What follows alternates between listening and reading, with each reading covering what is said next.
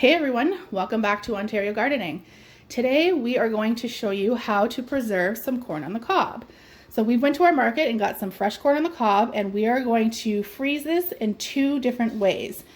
So the first way, we're going to do it right on the cob. We're going to blanch it and then freeze it whole. This way we can have corn on the cob throughout the winter.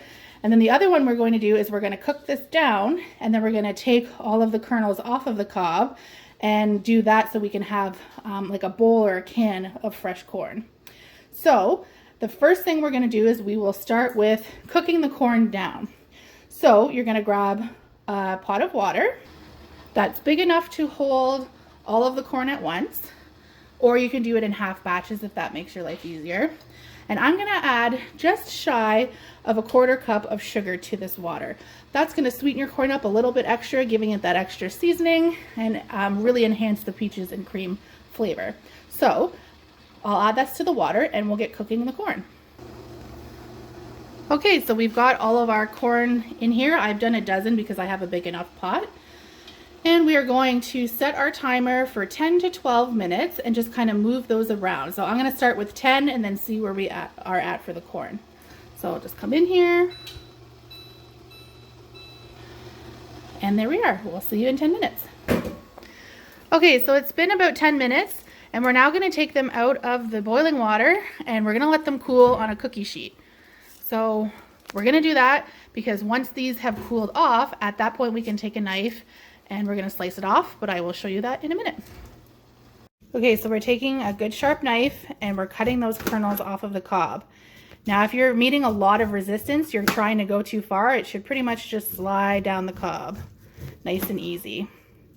So we're going to do that for all 12 cobs, and we will show you the next step after that.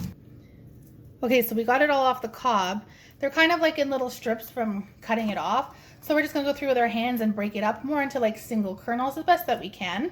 And this will be easier for scooping out with our measuring cup into our Ziploc bags. So this next part is going to be depending on how big your family is and how much corn you usually eat in a single serving. But what we're going to do for our family in particular is we usually only eat a can of corn per dinner. And that's about 350 milliliters. So we're just going to do over a cup, and we're going to single serve it, and we're going to put them into sandwich Ziploc bags. So that's about one dinner serving for us. You're going to let as much air as possible out of the bag. Seal that bag up, and that's it for freezing.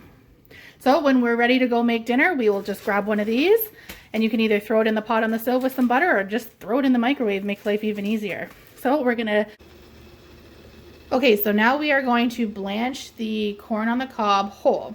So we've got our water boiling. I'm gonna do this in a half batch just to make life a little bit easier, but we're going to go ahead and put our 6 cobs into the boiling water. Okay, so we've dropped the corn into the boiling water, and we are going to set our timer for, we'll say 4 minutes.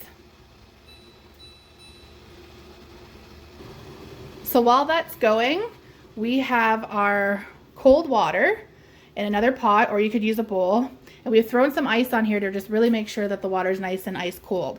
So what's going to happen is after we have cooked those for 4 minutes, we're going to immediately move them to this ice water. And if I haven't said it already, it's going to stop the cooking so that when we put them into the freezer, when we bring them back out in the wintertime and cook them, you're not overcooking your kernels. So it's almost like a half cook. So again, when we pull them out, however we're going to cook them, whether it be in the oven, again in boiling water, in the stove, on the barbecue, then we can only do it halfway this way. Again, we're not overcooking. So let's do that. Okay, so now that they've been cooking for about 4 minutes, we are now transferring them to that cold water. And at this point, we can just leave them there in the cold water while we get the second batch going. So we're gonna go ahead and transfer them all.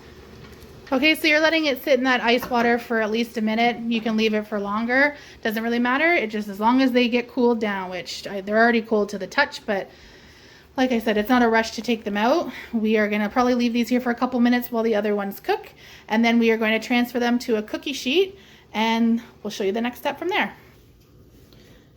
Okay, so we're going to take the blanched corn and you're going to use a paper towel and we're going to just make sure that there's no excess water on any of these cobs, and that just makes sure when we put it in the freezer that you're not getting like a little bit of that ice buildup. So go ahead and pat down and make sure all of your corn is dry, and then we'll get to the wrapping. Okay, so I have a piece of cling wrap here. So I'm going to take my corn and I am going to place it obviously in the center, and I'm going to cling wrap my piece of corn. And I'm going to make sure that it's nice and wrapped there. Ends are tight. So there we go. We've got it cling wrapped. And now I'm just going to put them in 4s inside of a freezer bag. And that is how we are going to store them in the freezer. So I'm going to go ahead and do that, and then I'll just show you the finished product. Okay, so there you have it. You've got your blanched corn. So again, in the wintertime, when you're pulling this out, you can cook it however you want, season it however you want, and you keep them fully on the on the cob to eat. So that's that for that. Do all those up. Okay, so that dozen corn did 8 servings of single cup corn for us. So that is preserving corn. This again was 2 dozen corn. So we've got a dozen of the blanched, and that's a dozen of the kernels. So that's it for that. Follow us for more gardening and preserving tips. We'll talk to you later. Bye.